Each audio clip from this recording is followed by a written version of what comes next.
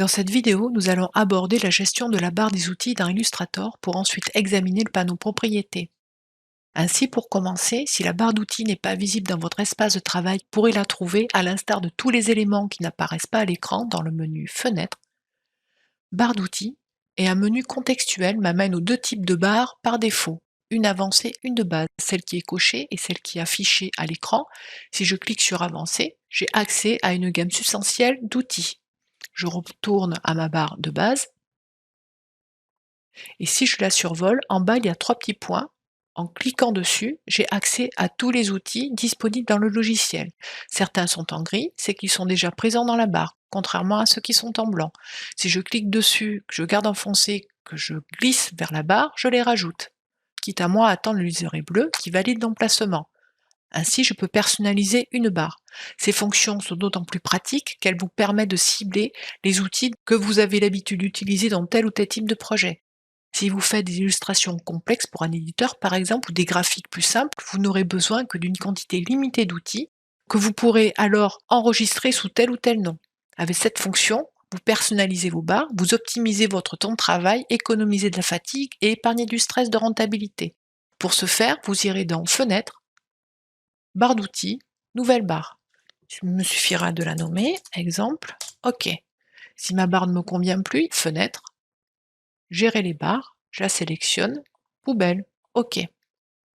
Au survol de mes outils, certains possèdent des petits triangles en bas, ils annoncent un groupe.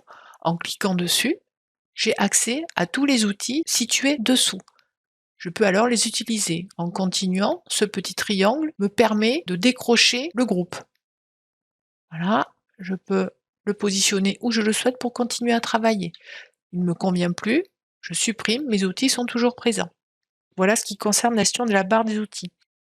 De façon globale, nous avons pour la sélection la flèche noire qui me permet de déplacer un objet dans son intégrité, la flèche blanche, l'outil de sélection indirect qui me permet de déplacer un point d'ancrage, modifier une courbe avec les poignées de contrôle, transformer un angle en arrondi. Il y a aussi le groupe pour le dessin, avec l'outil plume par exemple, qui me permet de faire des segments, des courbes. Voilà.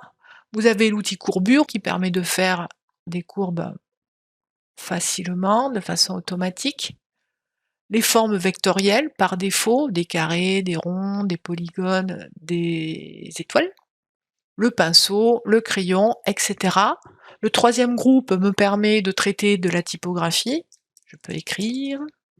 Le quatrième groupe, de modifier une forme, comme par exemple l'outil largeur, on verra un petit peu plus tard, de mettre en peinture ou de mettre en couleur, comme le dégradé, ici un dégradé simple. Dessous, on a un filet, l'outil filet, qui me permet de faire des dégradés beaucoup plus complexes et parfois beaucoup plus gourmands en puissance de calcul pour votre ordinateur. Puis, tous les outils de navigation, comme le zoom par exemple, hop, qui permet de zoomer. Si j'appuie sur Alt, je dézoome. Deux clics sur l'outil main, hop, je retourne à un affichage à 100%. Ces outils ont l'air d'être mélangés, mais leur emplacement suit une logique de travail de l'utilisateur. On appelle cela l'ergonomie. Ils ont tous des raccourcis clavier mentionnés à côté de leur nom.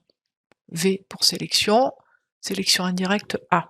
Il faut vraiment les mémoriser car ils permettent un gain de temps substantiel lorsque vous réalisez des projets graphiques. Donc main gauche sur le clavier pour les raccourcis, la droite sur la souris et le regard inspiré posé sur le travail.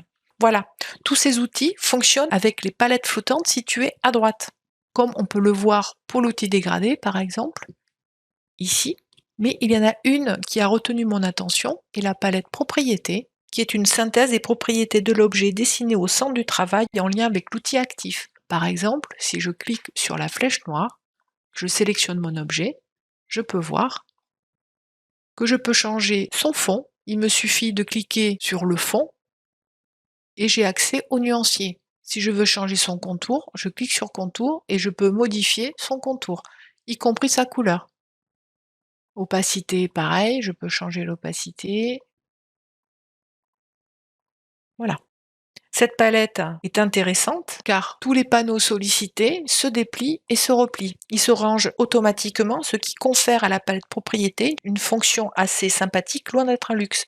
car à mon sens, elle permet de ne pas être submergé par les palettes dont vous avez besoin qui s'ouvrent au fur et à mesure dans votre espace de travail.